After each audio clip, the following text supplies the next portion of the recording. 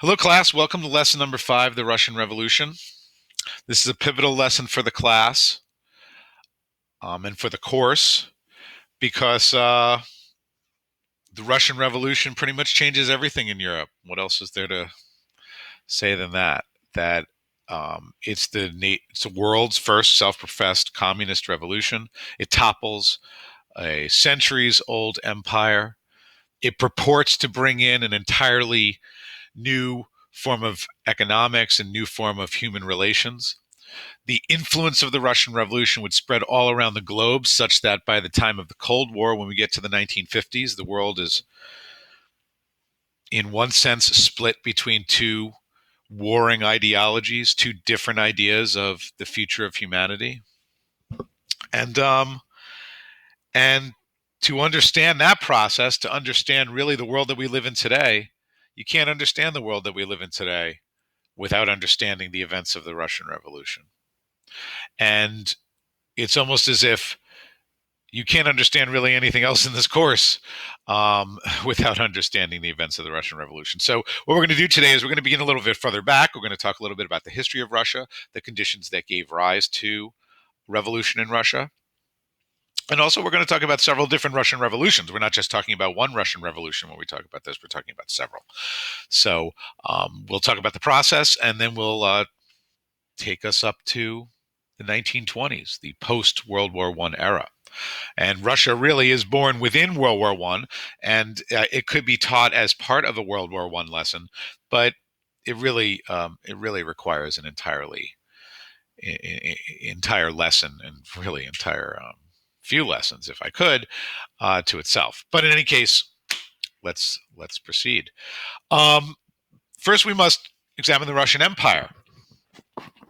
Um, of the empires that disappear during World War One, we've already talked about the Ottoman Empire and its disappearance, its crumbling and disappearance in World War One. And in one sense, the Russian Empire, at least the Tsarist Empire, the autocratic monarchical empire uh, of the Russian Empire, which really is kind of born between the 15th and 19th centuries, that empire falls too.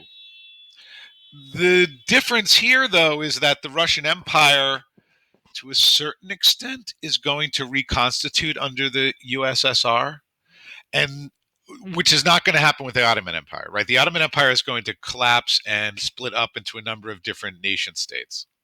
The Russian Empire, instead, is going to go through certainly a lot of changes on its borders and collapse to a certain extent. But then, really, the Union of Soviet Socialist Republics of that is established after the Russian Revolution is really going to reabsorb many of those nationalities and really exert a type of top-down imperial form on them that resembles in many ways the earlier Russian Empire. So historians often see a great deal of continuity between the Russian Empire and the USSR, despite the seemingly on the surface radical differences in ideology and supposed economic organization and supposed political organization. Um, so so let's go through the early history of the Russian Empire because it really is kind of a classic empire. So let's see how this examine this. The Russian Empire really had its origins in the um, medieval empire, medieval medieval state of Muscovy, which was centered around Moscow. And you'll see in the if you examine, for instance, how Muscovy grows, notice it almost looks like it's growing in a series of concentric circles as it expands outward. The process by which this happened is almost classically imperial, that you have a strong center that starts to radiate out almost like ripples in a pond. And the conditions that made that empire powerful and allowed it to spread like that had a lot to do with the peoples that surrounded Muscovy. I mean, Muscovy was um, more centralized and more powerful than the peoples around Muscovy. Many of the peoples around Muscovy were pastoral, meaning that um, that there was a many of them were sort of not only shepherds, but that many of these peoples were horse peoples, such as the Cossacks, and they were to a certain extent nomadic. To a certain extent, they controlled these vast areas on the Russian steppes and beyond, but they didn't, and past the Ural Mountains. But it was rather weakly controlled. So um, the when the empire starts to expand, it brings some measure of central organization um, to this vast Eurasian area. The Tsar, as the sort of autocratic monarchical leader of the empire, was known, and spelled in various ways in English as Tsar or Czar, was Ivan the Terrible, who ruled from 1530 to 1584. We'll see some images of these czars on the next page and gives you a sense of the sort of change in the depiction and imagination of the czar as the Russian Empire becomes more powerful. Even the Terrible um, was very much a Slavic leader in that his orientation was to the eastern peoples of the Russian Empire, and well, again, you'll see this in the next slide. It's probably a better depiction of it. One of the themes that runs through Russian history is the and many Russian historians or historians of Russia think about a lot is this perception in Russia that Russia was in some ways backwards in relation to Europe. Now, this emerges certainly in the era of European colonization, certainly with the rise of Spain and then the rise of England and the rise of France. And Russia believed itself and the sort of Russian leadership continually began to feel, certainly with the rise of Peter the Great, that Russia was in some ways backwards, that it needed to adopt all of these new European innovations, not only in terms of weaponry and not only in terms of technology, but as we get closer and closer to the Industrial Revolution, there's this kind of perennial feeling that Russia needs to um, adopt what is happening in Europe, and this brings a little bit of a binary dissonance, I guess you might say, between a Russia that is terribly proud of its own heritage and terribly proud of its own ingenuity in literature and culture, but at the same time, um, when it encounters what's going on in Europe, which is sort of prospering through the transatlantic trade, specifically transatlantic slave trade and all of that trade that's occurring in the Atlantic, which Russia does not really have access to because it does not have a warm water port to the west, which is a huge issue in Russian history. The attempt to get a warm water port or attempt to develop a navy that can travel out into the Atlantic Ocean and into the Mediterranean. That lack of having that access continually is playing on sort of not only the Russian consciousness, but it figures very prominently into Russian politics. And we'll see this. You can trace this even to Russia today, according to some historians and thinkers. Let's look at some of these internal external conflicts. Here's a good example. Here is Ivan the Terrible. Here's Peter the Great, Catherine the Great, Stalin, and then, of course, the current leader Vladimir Putin on his horse. And what I mean to show in this succession of images is how each of them sort of presents themselves, right? We have Ivan the Terrible in his very traditional kind of Slavic Russian Orthodox garb, and that's how he presented himself, and this was at a time when the Tsar um, had, I guess you would say, closer cultural roots to the what you might say are the native peoples of Muscovy. Then we move on to Peter the Great. Look at Peter the Great in his European, quite French outfit. It even has the colors of France. Uh, that he's Peter the Great has moved closer to Europe and sought not only commerce but also kind of an adoption into Europe. Well, so that's kind of a moving away from those Slavic roots, which were seen certainly by Peter the Great and those in his under his rule or in his palace as backwards. Then you notice Catherine the Great as well. See how she styles herself in the image of a, I guess you would say, a French or a British or a European monarch. But then look at the switch. Here's Stalin. Stalin is now, of course, in military garb, but Stalin is um, much more a modern man, I guess, you'd say, of the 20th century. Perhaps not sort of bridging all of the trying an attempt to kind of bridge all of these divides. And then, of course, you have Vladimir Putin, who riding the horse here is, and being photographed on such was meant to stir up pride in the hearts of Russians. So this kind of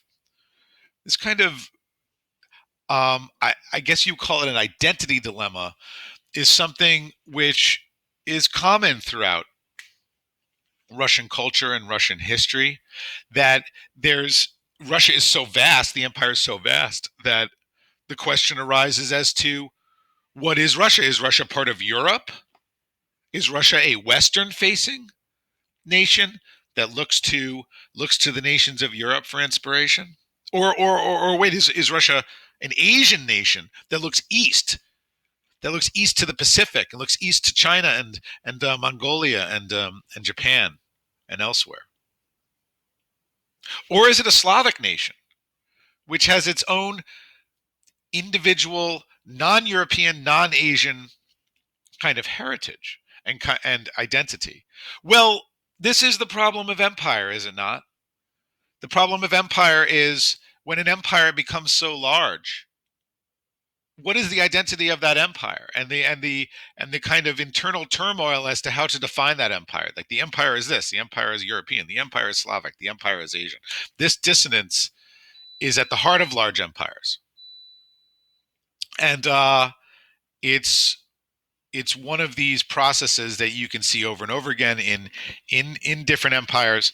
Um, but in any case, this is the peculiarly Russian identity dilemma, and it would you can see it in these different leaders. Also, another identity dilemma is what is Russia's faith? Is it Christian?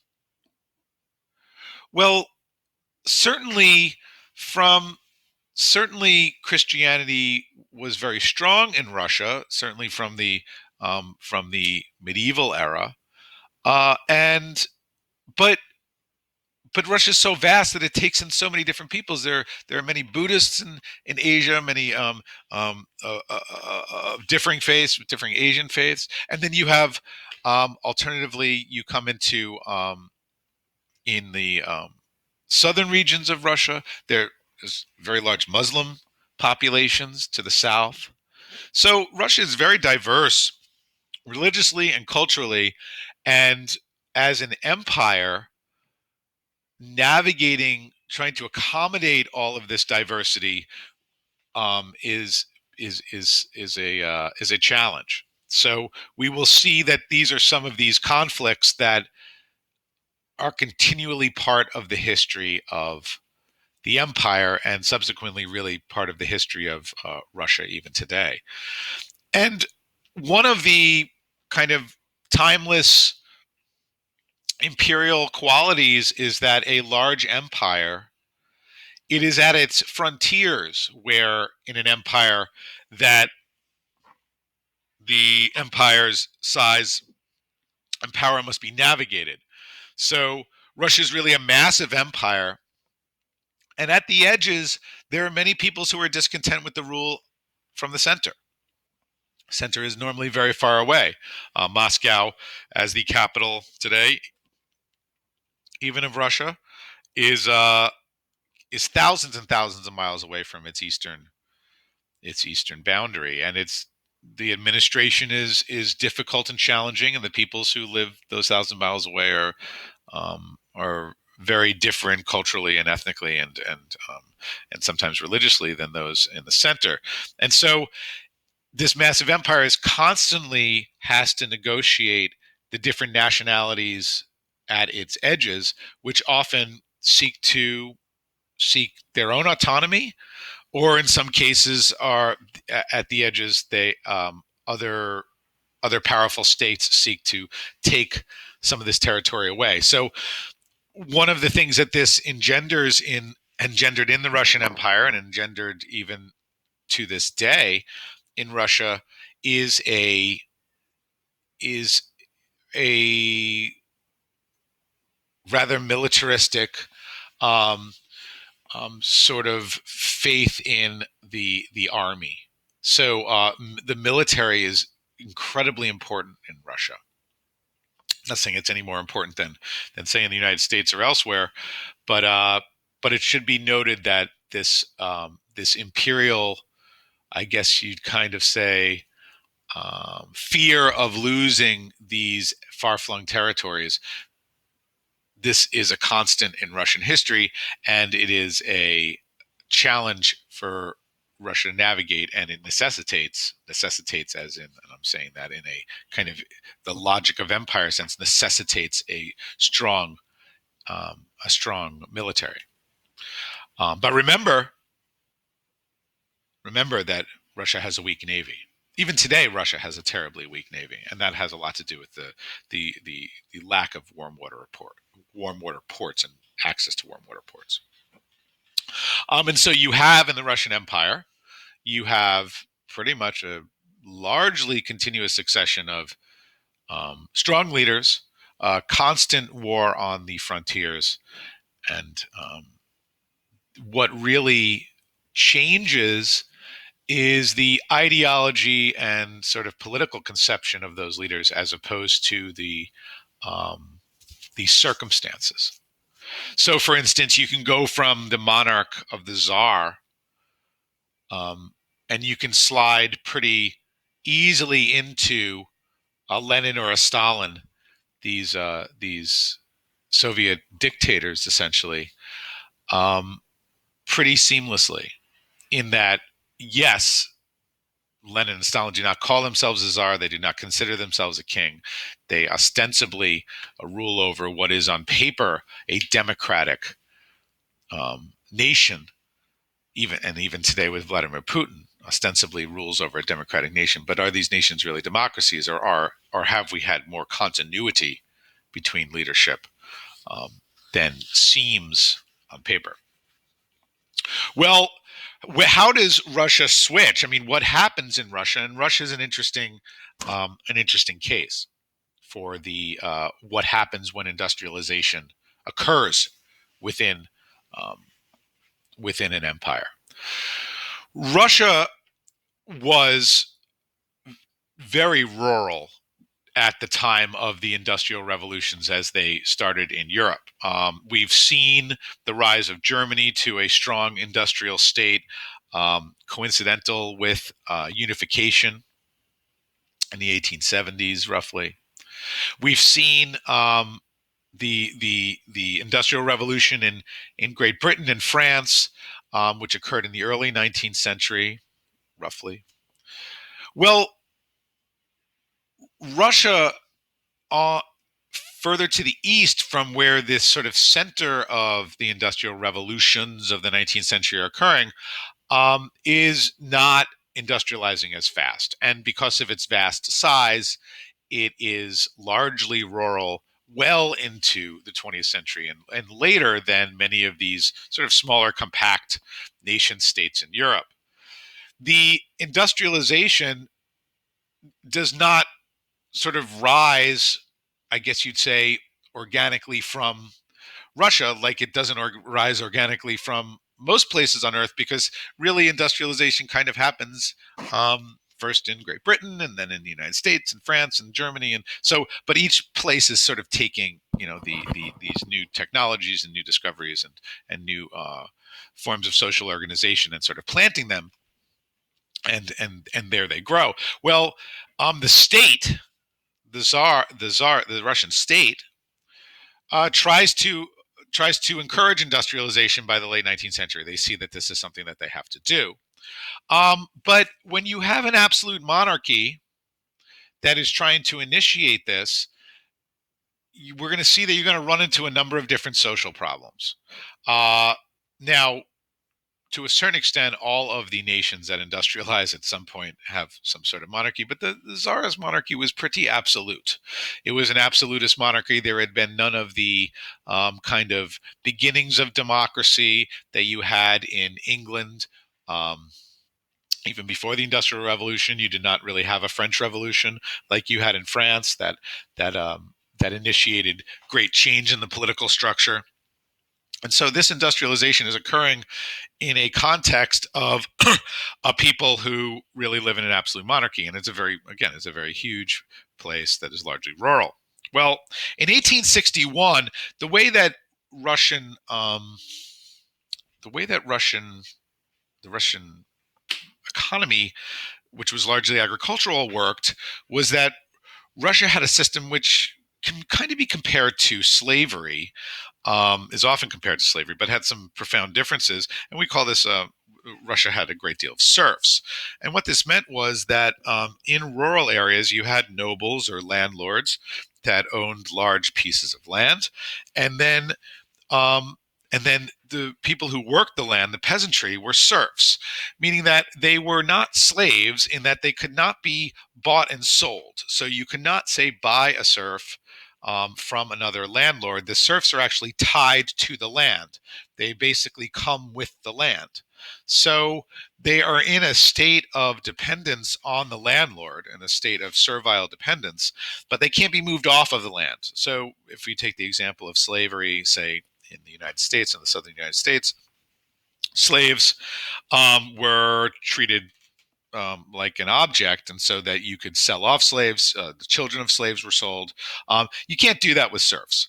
Okay, they are still really completely dependent, and they work at the behest of the landlord, and they work for the landlord on these large estates, but they are tied to the land. So we can argue about what how that is. But in any case, Alexander II, the Tsar Alexander II, frees the serfs in 1861.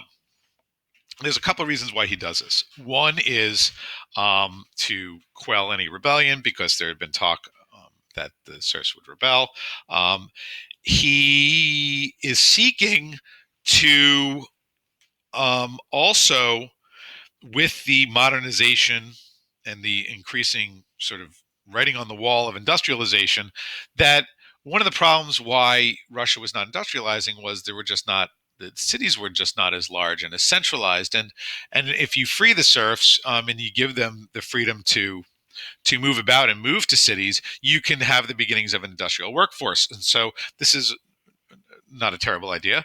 And so the serfs are then free, and they're free to move off of the land. And so they move off of the land, and then you have a different form of economic organization that develops, which in some ways is also exploitative for the peasantry that still remains. But many of the peasants decide, okay, well, we're going to move into the city. So this does create a good amount of upheaval in Russia, but it also provides that workforce that then starts to move to many of these urban centers.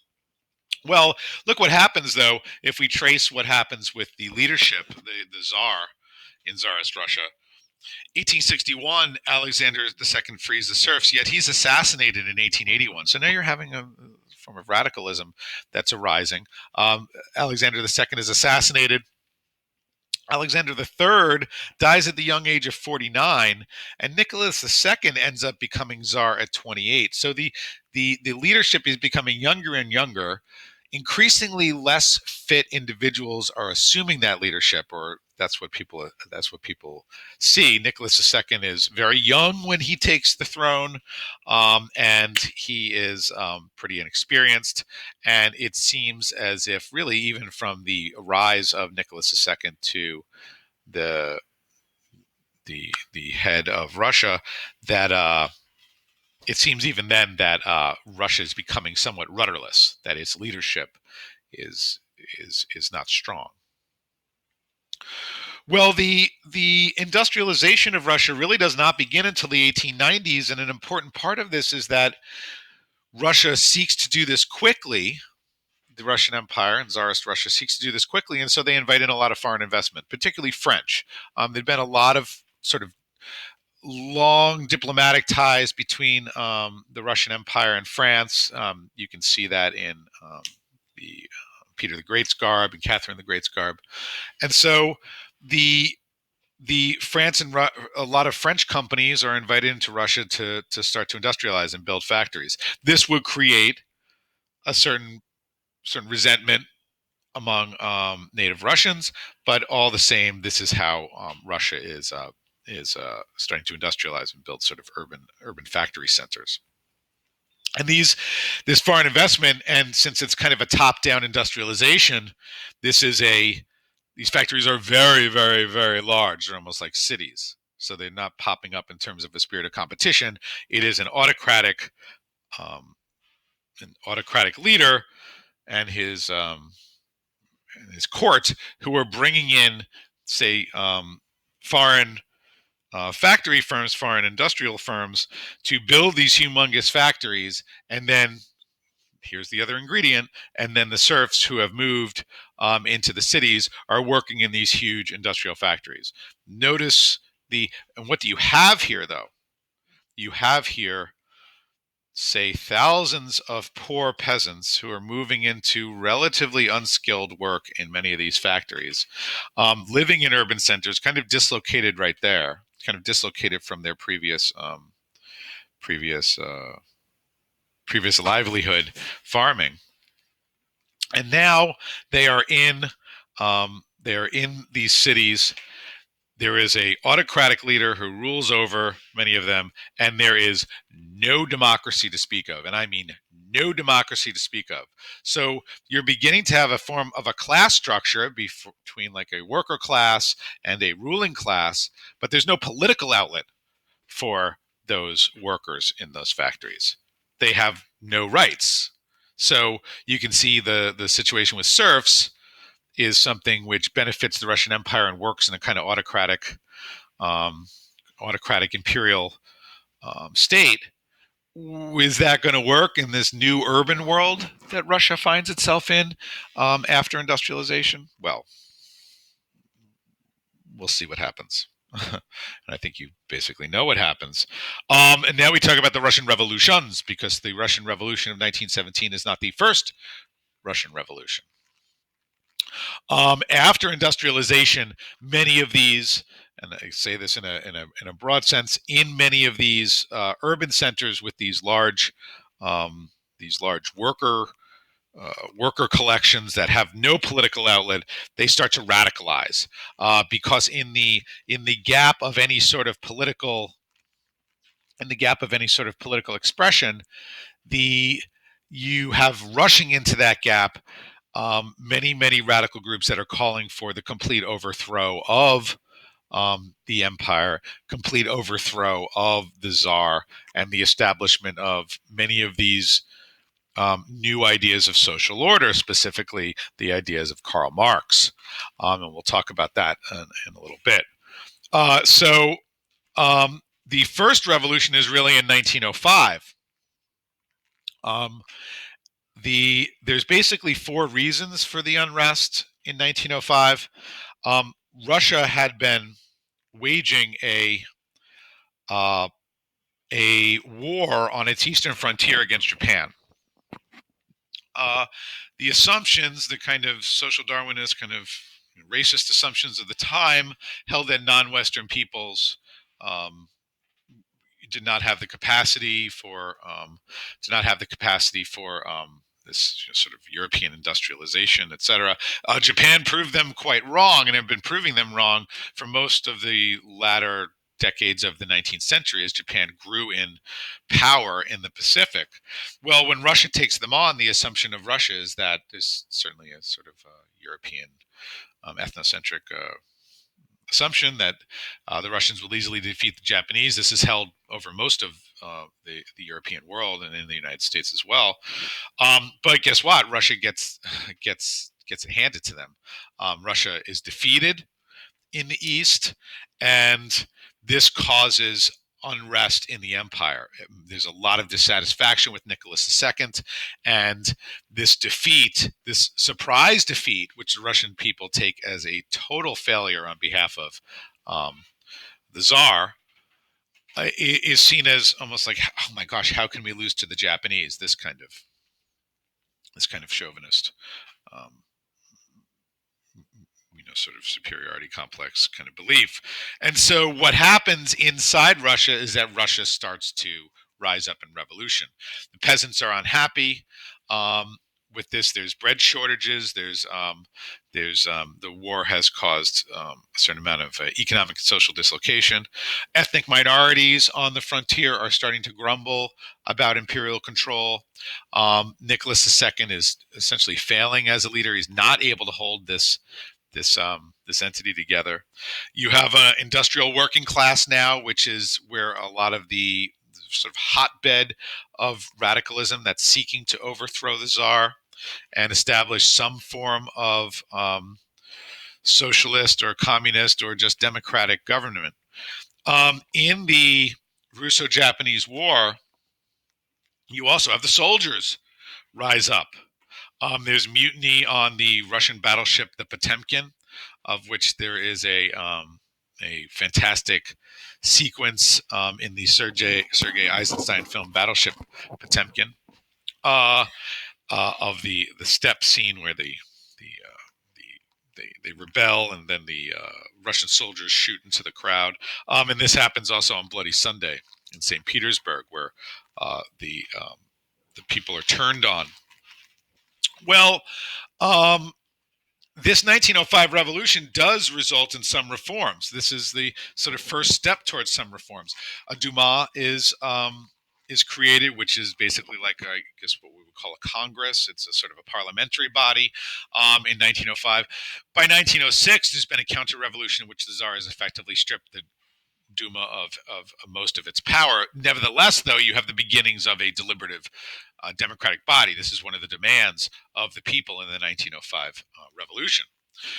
You also have the formation, really important, of Soviets. Soviets are sort of workers' councils that are established in the factories and in many of these urban centers, and it's a sort of small measure of local control by the workers in these areas. So remember that, because that's really going to be, of course, going to become part of the logic of the creation of the regime after October 1917.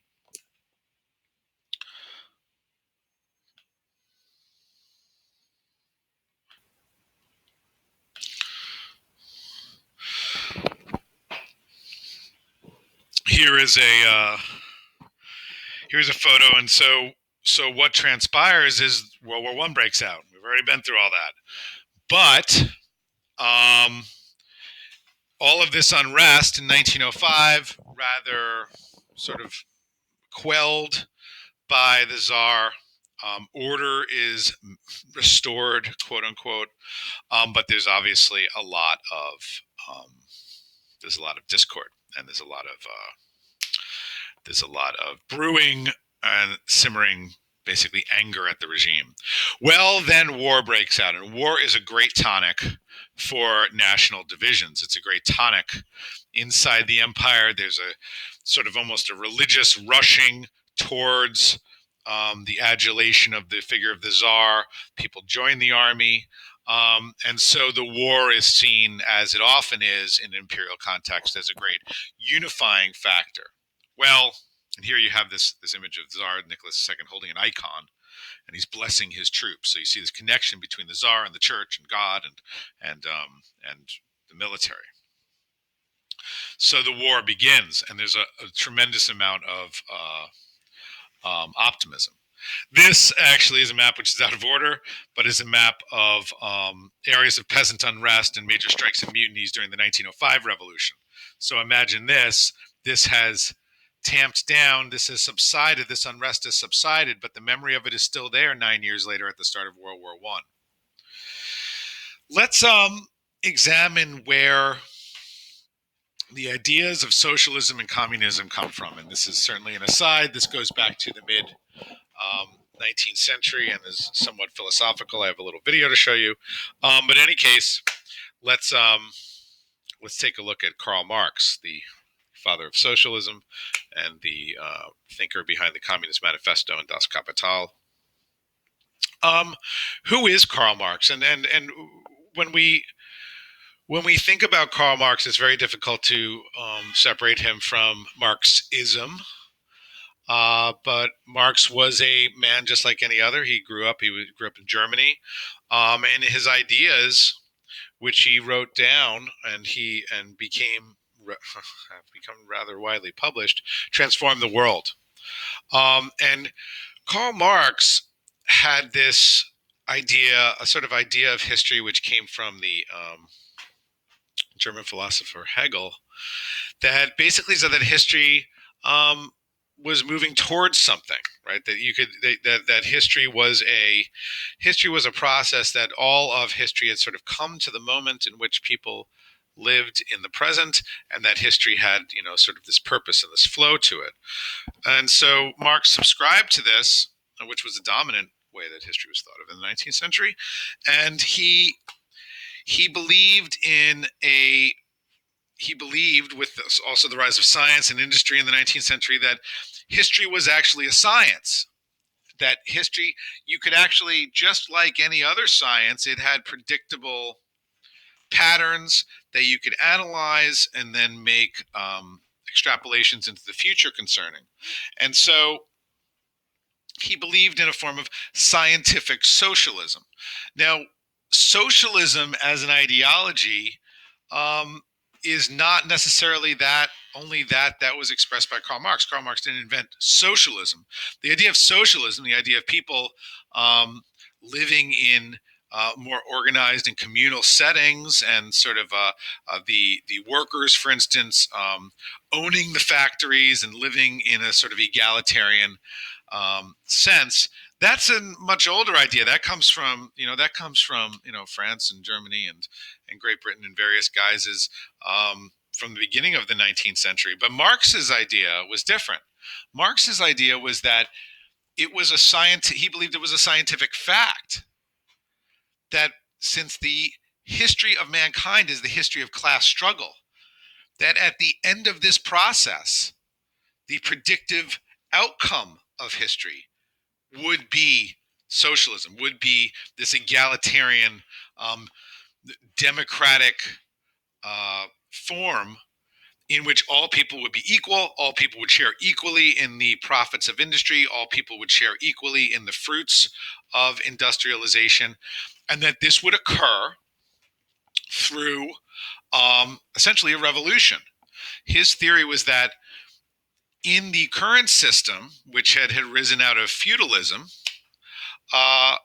was that exploitation was endemic to this system, and there's a lot of evidence for this theory that he had, because if you looked around you in Europe and elsewhere, you saw sort of strong monarchical leaders presiding over large populations, and you had these strong monarchical leaders, and then you had, for instance, landlords of these large estates and nobility that kind of ruled over peasantry, and the peasantry were kept sort of in a state of abject poverty, and the nobility had some sort of wealth, but they sort of cooperated with the monarchy. And so this sort of class structure, this kind of European medieval feudal class structure, exploitation was endemic to it, because the people who were in control, such as the king, or, for instance, the heads of the church or the heads of the major religions, they were sort of part of this. They were part of this bourgeoisie. They were part of this ruling class that exploited those below and lived off the fruits of their labor. So So that was always an exploitative situation. And the desires of classes were diametrically opposed. The sort of the leadership class, it was in their interest to keep the peasantry or the lower classes in abject poverty. Well, during the Industrial Revolution creates a situation in which you have individuals who, for instance, own the factories, like say a factory owner, and they are going to, just in the same way that the leadership class in Europe had exploited the lower classes before. They own all the factories and they own all the means of production, and that the workers are exploited as a result. And this is something that he saw occurring during industrialization, and he saw the potential for a bottom up workers' revolution that would result, he said, scientifically, in socialism. And at some point in the future, he did not say when, he did not actually have a timeline for this, he just said it would happen at some point, would be communism. Well, and that the under his theory, the working class was destined to dominate because they would not be kept in this situation for very long. And as they got more intelligent and as they got more learned in the new industrial era, they would learn to throw off their shackles and they would learn to take over the means of production for themselves. They would learn to take over these factories. So let's look at this rather infantile video, which I still think is quite useful. And I think you'll find somewhat entertaining, which gives a um, quick sort of summary of how this is supposed to come about. So,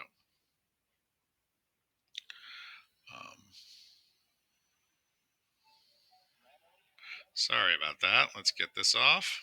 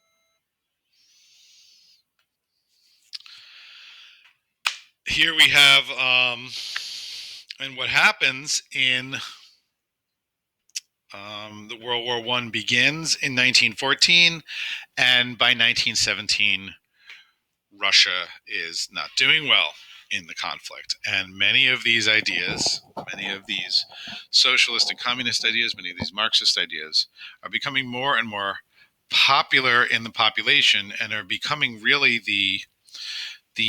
there's two essentially competing groups that are competing over control of the state. And this culminates in February of 1917.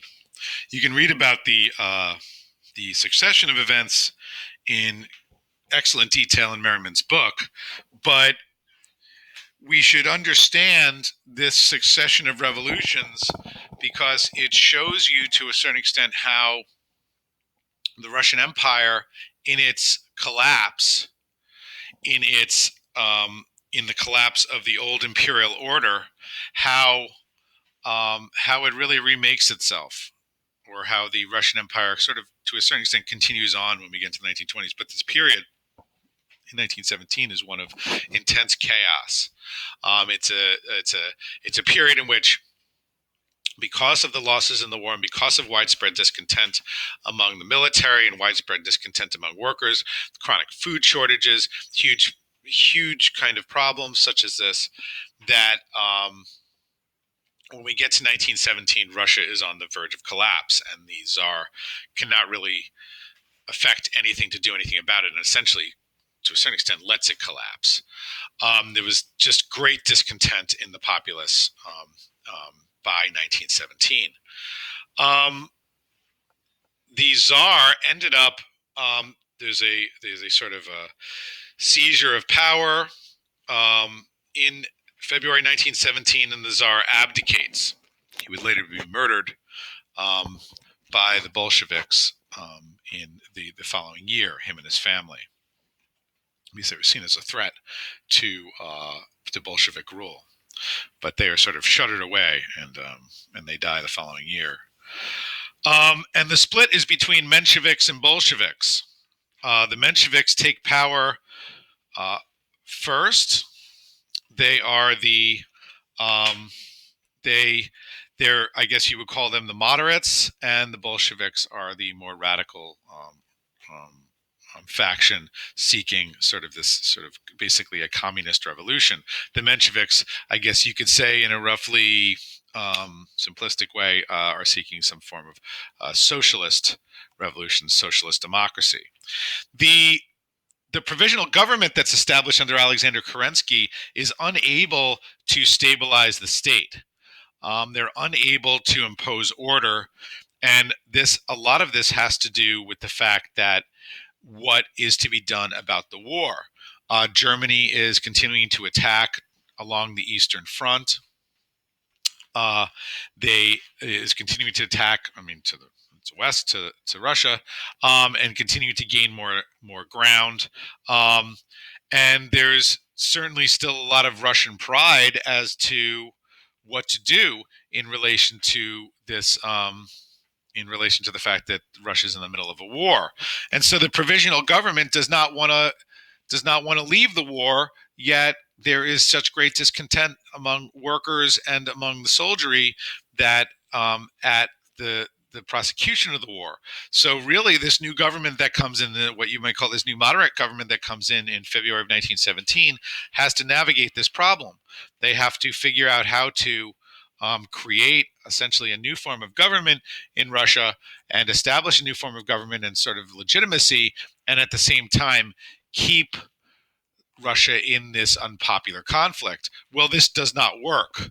And the faction that is calling for immediate withdrawal from the war are the Bolsheviks, who are now led by Vladimir Lenin. Lenin was in exile, and he returns to take over the Bolsheviks, to take over this more radical faction that's calling for immediate withdrawal from the conflict. And The Soviets, these workers' councils, which were established in 1905, increasingly back the Bolsheviks. That is where a lot of much of the support for this revolution comes from. It's supposed to be a revolution of the workers, and where the workers are taking over. Certainly, not all of the Soviets are necessarily Bolshevik-minded, but at the same time, this is who is propagandizing to them the most, and has sort of won them over. Bolsheviks create a series of workers' militias. They create essentially the beginnings of what will become the Red Army, which will become their own sort of fighting force that will be loyal to them. And these workers' militias are seeking to, and they seize power by force in October 1917 and eventually end up creating a single party state. And they do this through a rather ruthless campaign of eliminating any sort of opposition to their rule. The revolution in October 1917 overthrows Kerensky and this provisional government, and the Bolsheviks under Lenin begin to, and later they call themselves the Communist Party by the next year, are seeking to establish some form of bureaucracy that can administer this large empire and keep portions of it in it. That's not really possible, and in fact, what is occurring is that Lenin actually gives way to, here's the Bolsheviks seizing the Winter Palace in October 1917. Here are some of the reforms that they seek to institute, and they quickly come up against this problem of how to necessarily institute a lot of these reforms. First, all private property will be seized by the state after the October Revolution. All Russian bank accounts were nationalized. All money is then brought into the coffers of this new communist state. All private bank accounts are confiscated. It does not allow the ownership of private property. Even the church's properties, including bank accounts, were seized, since the church was seen as being arm in arm with the monarchy, and so and communism is ostensibly also an atheist belief. It does not comport with religious belief, seeing religion as Marx did as the opiate of the masses. So all foreign debts were basically repudiated. Russia said that they're not going to pay anybody back. They're not going to pay back France. They're not going to pay back. This angers Great Britain and France, and sort of angers, obviously, bankers all over the world who were heavily invested in. Many of them were heavily invested in Russia. And it does a sort of complete worker revolution. Wages now become fixed at higher rates than during the war, and they introduced a shorter 8-hour working day. So this reform is quite radical, but you might think that this might also result in democracy, right? At least that's the utopian version of communism, that this will result in workers realizing their own sort of power, that they'll be organized in sort of these Soviets, and that the entire society will be restructured according to these communist ideals, and that this will be a society where everybody will be free and equal. Well, not everybody believes this. Not everybody buys into it. The Bolsheviks start to see enemies in every corner. They see essentially people who are fighting against the revolution in any corner, and the society kind of collapses into a quite bloody series of reprisals. Peasants start to arise in the countryside and take over land from landlords. In fact, it's thought that in this brief period of time after the Russian Revolution, almost half of all peasants, basically seize half the land that they're farming. You have different nationalities on the borders of Russia who are all clamoring for independence. You have situations in which there are people who don't want to give up their private property, right? And so you have a situation that's developing in which the Bolsheviks have these it's quite idealistic and quite utopian beliefs as to how society will be ordered, and the reality of the situation is not comporting with the utopia. And because there are people who don't believe in it, and the Bolsheviks believe that most of these people have to be re-educated and have to be educated into this. But in any case, while it seems on first flush that this will be democratic, it quickly is clear that the Bolsheviks are establishing a single party state. They're establishing a state that where the Communist Party is the only party, and there is no other choice as to who will be who will rule. The Let me go back to this other slide for 1 second. And between 1917 and 1922, Russia collapses into a civil war with all of these different enmities occurring. So,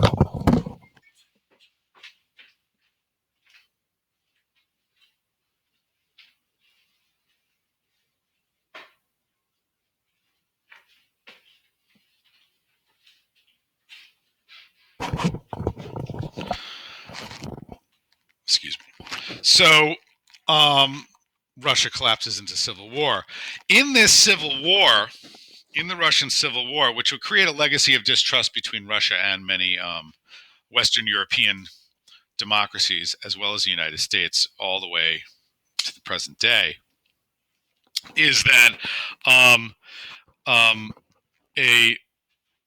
Bolsheviks under the Red Army seek to consolidate their power in and around Moscow, and they are. This is not a situation which many people are deeply suspicious. Many Western democracies are deeply suspicious of this revolution, and the White Army, led by Kolchak, Russian, tries to overthrow this revolution from without. The Whites are heavily funded by the British and the Americans. In fact, there are American troops inside Russia after this time, and they're not successful. The Red Army wins in this, but it's a terrible, terrible war in which the White Army is, executing on the spot suspected Bolsheviks, and that there were reprisals and atrocities on both sides in the tens of thousands. And a lot of this rebellion against the Bolsheviks was occasioned by Lenin's move to end the war immediately. As soon as he takes over, he immediately signs something called the Treaty of Brest-Litovsk, which is a treaty which you'd almost wouldn't believe it if it hadn't have happened, in that Russia essentially surrenders to Germany Ukraine, Belarus, Poland, and all of its Baltic states, which comprise essentially 1/3 of the Russian population. These areas have 1/2 of Russian industrial capacity and 90% of Russian coal mines. This is seen as a total capitulation, and there are many in and around in Russia who believe that the Bolsheviks are kind of out of their mind, and that Russia should fight on and try to get a better deal. That this is seen as a total capitulation to the Germans, almost a surrender. Not only does this anger all of certainly Great Britain, France, and the United States, who are fighting against Germany and Austria-Hungary in World War I, the total abandonment of the war. It's also seen as a national affront inside Russia, where you have forces who believe that the Bolsheviks are not good for the country, and that their establishment of a single party state and a communist utopia is never going to happen, and see them really as this kind of new dictatorial force. Well, the USSR eventually is going to reclaim, under Lenin, is going to reclaim Ukraine and Belarus after the German loss. So it doesn't seem necessarily, from today's perspective, like such a bad idea. Lenin sort of foresees the defeat of Germany, and then is able to, even though these areas are surrendered at first, they are then reabsorbed back. Poland and the Baltic states, however, remained free after World War I, largely because of the sort of shedding of them by the new Soviet Union at the end of the war under the treaty. Lenin calls for, at the same time, he's not only calling for this communist revolution. Remember, communist revolution is not necessarily supposed to be within any one country because it is inimical to nationalism in general. Communism is an international movement. Communism, and this is where all countries are going. Lenin calls for international communism and imagines a complete economic transformation of every country on earth. All countries will become communist. This is an implicit threat at every single other nation, certainly those nations that Russia had left fighting the war on their, originally partially on their behalf, and also it's seen as terribly threatening to just the international economic system in general. So now that's where you have it right from the beginning here, from the beginning of the course. You have this essential problem. You have this new radical revolutionary government, which in many ways is not delivering the democratic reforms that it had promised to the people through its kind of utopian positioning, but has at the same time a system which directly does threaten the economic health of the international monetary system and the international order.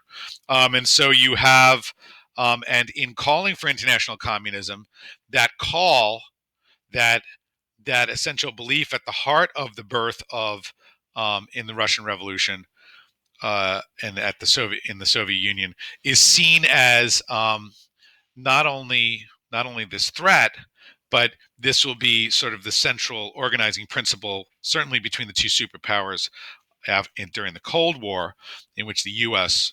will be seen as fighting for capitalism or the free market, and the Soviet Union will be seen fighting for communism and socialism and sort of economic equality of all peoples, at least in some way, shape, or form.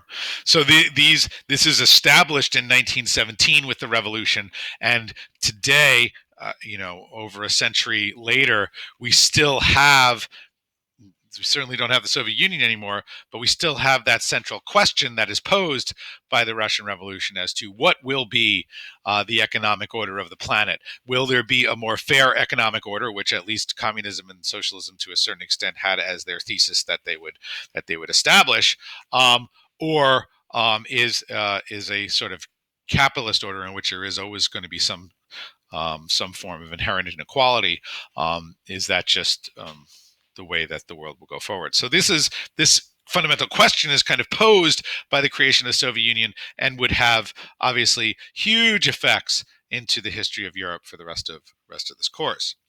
What Lenin establishes, and this phrase can always give you a chuckle, which is that when the Communist Party establishes itself as the sole party in the single party state of the Soviet Union, Lenin says that what will be established is a dictatorship of the proletariat. That means the workers will be the dictatorship. Now, today we think of the dictatorship as being run by a dictator, like a person, usually like a man, right, who's a sort of dictator, a sort of centralizing figure. What Lenin was referring to is that the proletariat, the workers, will dictate to the other classes how the revolution will proceed. So you are either a worker, or if you're outside of that, you are just going to be dictated to. So it's not a dictatorship in the sense of a single person ruling over the entire country, as it were, in sort of the single organizing principle. At least not in the original sort of evocation of the phrase, dictatorship of the proletariat.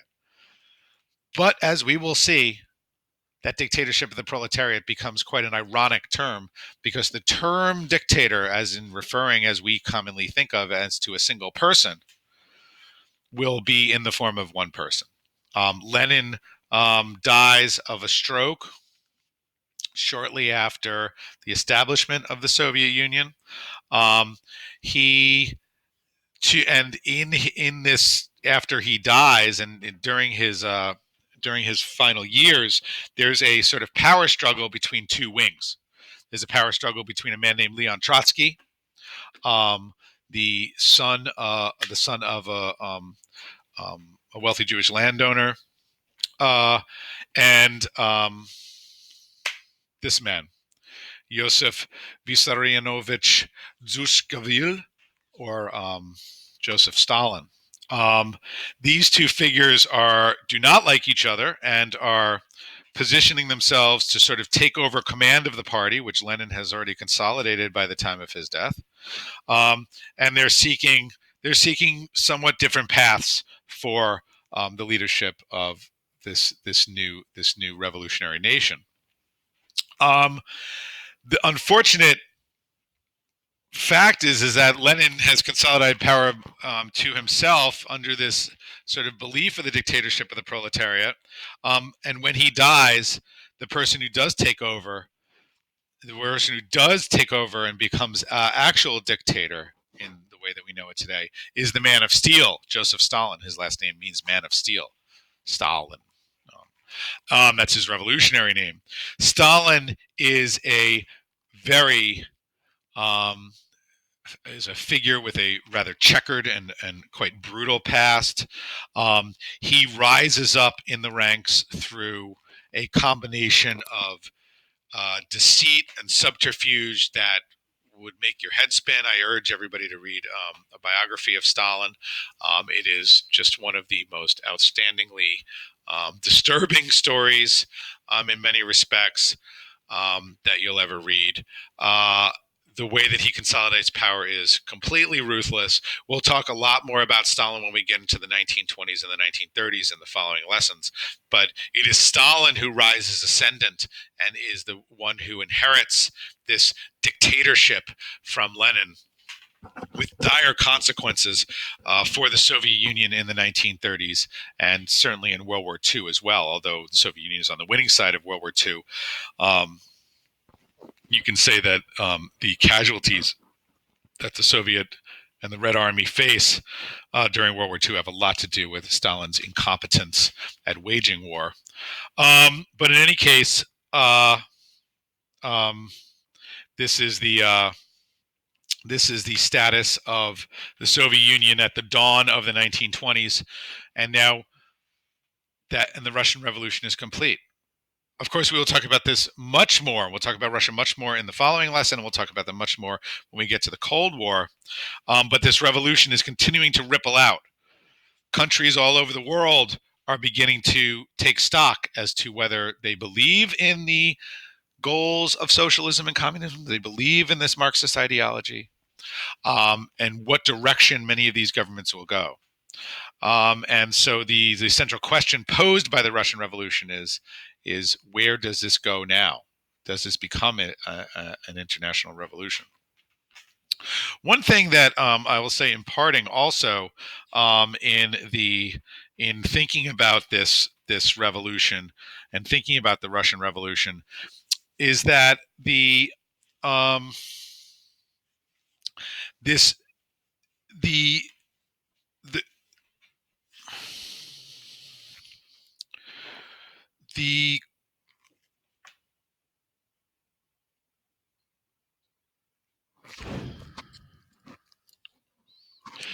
one question that often arises, excuse me, one question that often arises, just had to check my notes.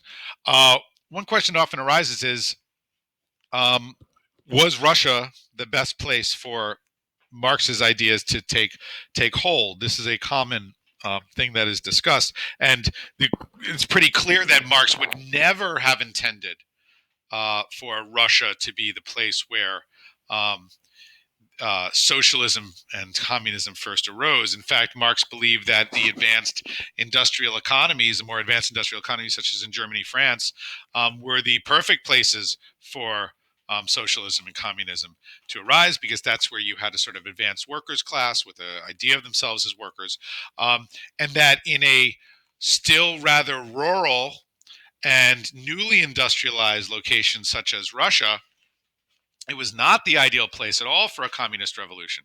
One of the ironies of Marx, and one of the ironies of his teachings, and or excuse me, his writings, is that most of the revolutions that he poses always are taking place in these largely rural, sometimes almost fully agrarian nations. You'll see this and I won't say fully agrarian, but nations which are certainly not as industrialized as those in the West. So this vision of Marx does not come true, and certainly many people who still believe in Marxism and believe in socialism point out that it was not supposed to have taken place there. It was supposed to have taken place in these more mature industrial economies, and that Marx never saw communism and socialism as something. Yes, there would be revolutions, but did not say that they should be sort of forced in a sort of rural, newly industrializing economy. And this was a central mistake that occurred in the Soviet Union, that since it was a newly industrialized, largely agrarian state, that it was a bad place for communism first to arise, that was going to arise organically through history. So in the future, that's just where history is going to, was some sort of common ownership of factories and goods, and a form of egalitarianism that arises from that. Well, this is at least in terms of the Soviet Union, and certainly in the example of, say, China in the 1940s, 1930s, 1950s, as well as, say, in a nation like Cambodia, which arises in a communist revolution in the 1970s. These are largely agrarian, non-industrialized nations where this is occurring, and so this dissonance between the ideas of Marx, wherein many people still consider themselves Marxists today and believe that his theory still is largely correct in terms of how history is moving, that there are many things that you can take from Marxist thought which explain a lot about not only worker discontent, but also about what governments have to do to keep workers happy, for instance, or to create a more egalitarian structure. Those ideas still are seen by many as quite valid as theories.